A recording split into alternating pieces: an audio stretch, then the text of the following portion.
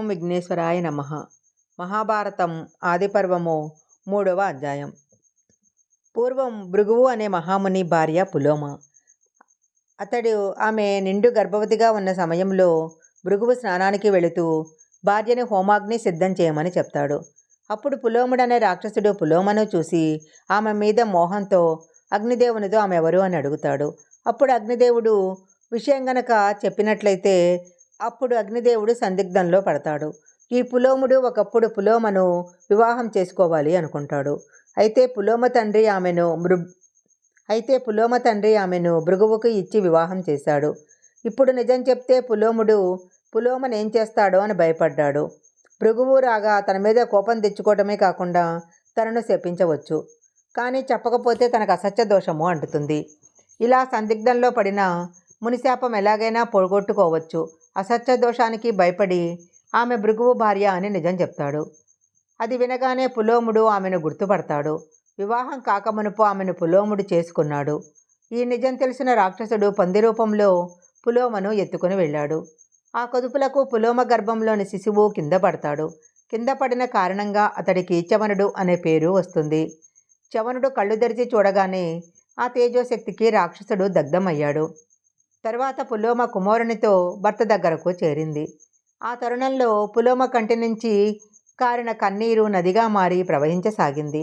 ఆ నదికి బ్రహ్మదేవుడు వధూసర అనే నామకరణం చేశాడు. నదీ స్నానానికి వెళ్ళి తిరిగి వచ్చిన భృగువు తేజోవంతుడైన కుమారునిని చూశాడు. అప్పుడు పులోమ జరిగినదంతా భర్తకు చెబుతుంది. అసలు నువ్వు నా భార్యవని అతనికి ఎలా తెలిసింది అని అడుగుతాడు పులోముడు.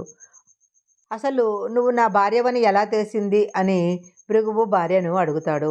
ఈ అగ్నిదేవుడే నేను పులోమ అని మీ భార్యనని చెప్పాడు. పంది రూపంలో అతడు నన్ను తీసుకుపోతున్నప్పుడు చవనుడు రాక్షసుడిని చంపాడు అని చెప్తుంది. అప్పుడు భృగువు అగ్నిదేవుని మీద కోపగించుకొని సర్వభక్షకుడవు అయిపో అని శపిస్తాడు. అప్పుడు అగ్నిదేవుడు అసత్యం పలికిన వాడు నరకానికి పోతాడని నీకు తెలియని విషయం కాదు. నేను అసత్య దోషానికి భయపడే అలా చెప్పాను. నా అపరాధం లేకుండా నువ్వు నాకు శాపం ఇచ్చావు. కానీ నేను నీకు ప్రతిశాపం ఇవ్వగలను.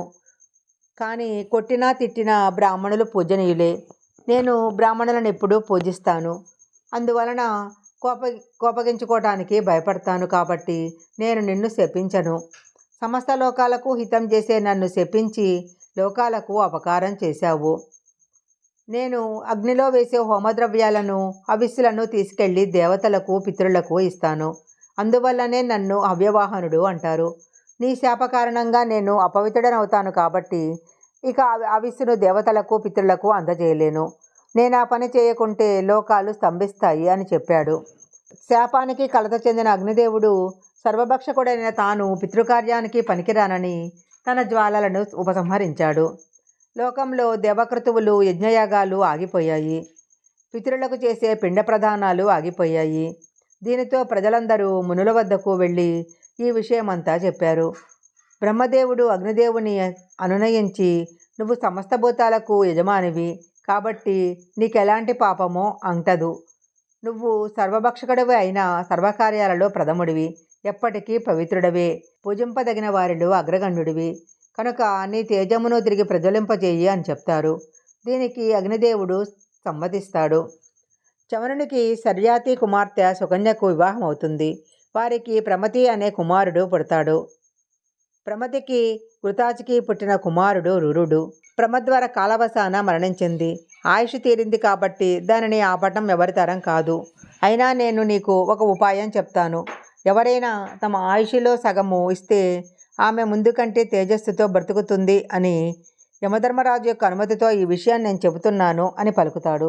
రురుడు అందుకు అంగీకరించి తన ఆయుర్దాయములో సగమిచ్చి ఆమెను బ్రతికించి వివాహం చేసుకుంటాడు. మహాభారతం ఆదిపర్వం 3వ అధ్యాయం సంపూర్ణం.